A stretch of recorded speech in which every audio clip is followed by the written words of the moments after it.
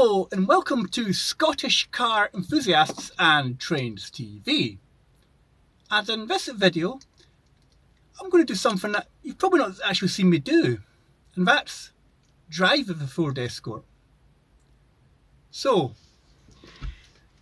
this was my view from 1991 to about 1998 over various Escorts.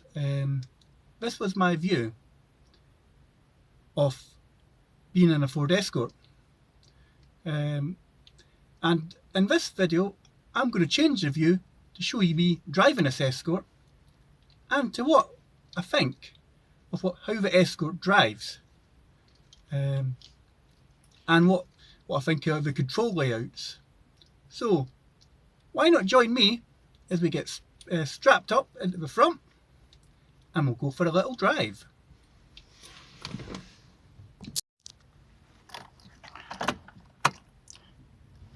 So we're just going to turn the Escort over. So the first thing you've got to remember on any old sort of school diesel is to turn the glow plug light. Make sure the glow plug light goes off. So I'm just cycling this 3 times, and it's the light between the battery and oil light.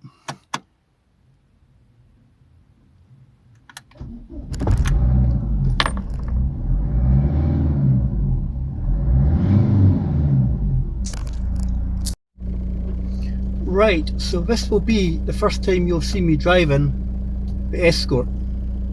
So, what can I say so far? Well, first of all, the steering wheel is the 3-spoke airbag affair. It doesn't actually reach for height or adjustment, so you can't pull it towards you, you can't put it up and down, it's fixed. So we're going to have to live with that. You've got your indicators on the left and wipers on the right. Headlights on the indicator stack as well. So first I'm going to put my seatbelt on. So I'm going to put my side lights on just because it's a wee bit of a dull day and the fact that it's a classic car. So I've got enough space here for my legs. There is a wee, I can put my left leg out. There's no clutch rest, but there is space for my clutch foot to go away from the clutch. And into the 5-speed box, and it feels quite snickety. So let's go for a drive.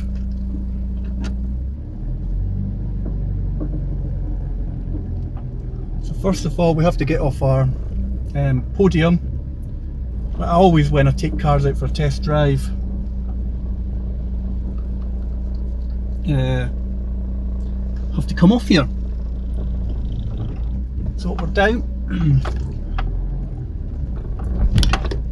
Right, let's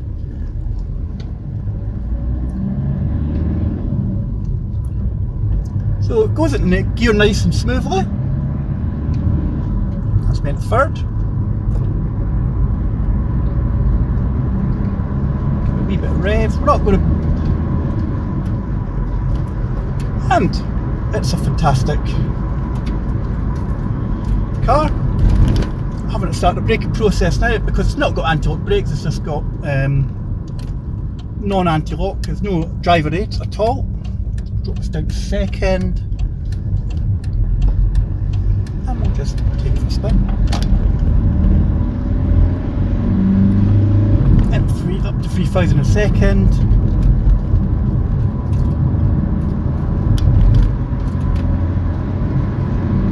And fourth. And as a car driving at a sort of sedate speed, it's not too bad. The camera's a bit shaky probably. There's a car coming out, so I'm braking. Just going to drop her down to third.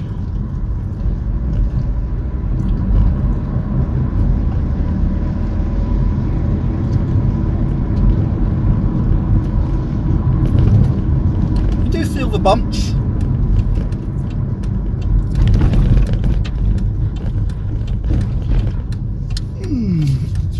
steering, it's heavy compared to the Cactus. It has got power steering, but it just feels so much heavier, and it's also hydraulic.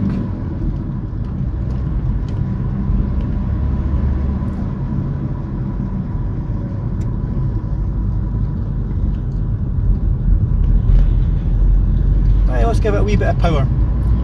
So, and we're in third gear. Peak power usually comes in at about 2.5 to 3,000 RPM. And at fourth,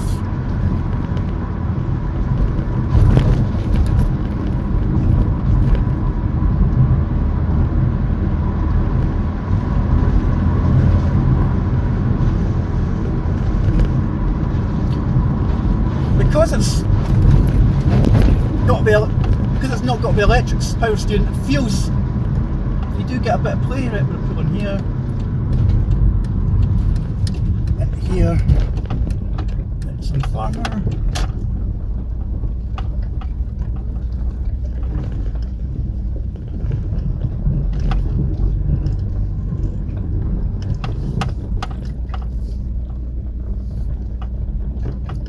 And we'll just head back. What we'll do is on the second one, we'll get back a wee bit on the other road, and we'll plant it a wee bit more. There's a car coming here. Visibility is fantastic because you've got these narrower pillars, you can see more. But with modern cars nowadays, they've got to have that for the strength. And third, power coming on, 3,500 RPM, you do get that rush power.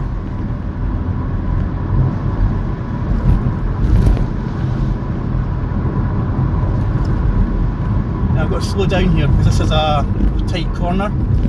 Normally I'd be able to brake a wee bit closer to the corner, but with having no ABS, I'm going to have to brake a lot quickly and a lot sooner.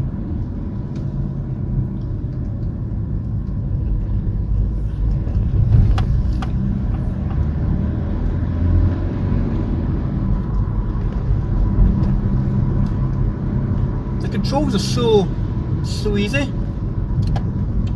They're so easy to touch. We're so close to the touch. Right, there's a car coming here. You've got like your heated rear window and your heating controls all closely back together.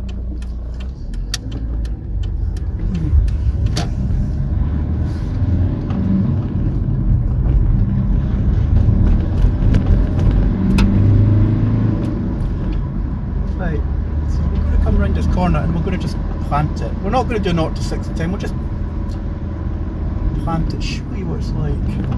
Let's come around this corner. We're on the power, we're at about just over 2,000 RPM, in third gear, 3.5, and it's off. It gets up to speed quite quick.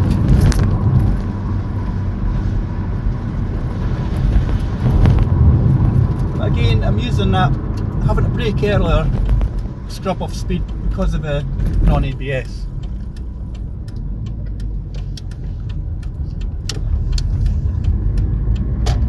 I mean, steering feels a bit vague, but the majority of people buying these cars back in the 90s weren't wanting, and you can feel it rolling.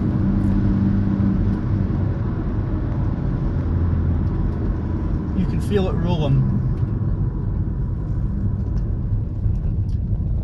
Now normally I pull into this bit here, but there seems to be a taxi company or a travellers camp here, so I'll just pull up on the side of the road.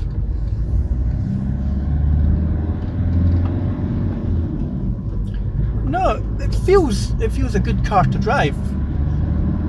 The majority of people buying these cars weren't buying them because they were sports cars or was handled fantastically. The Mark V was criticised for its poor handling back in the day, but the majority of people that would have been buying these cars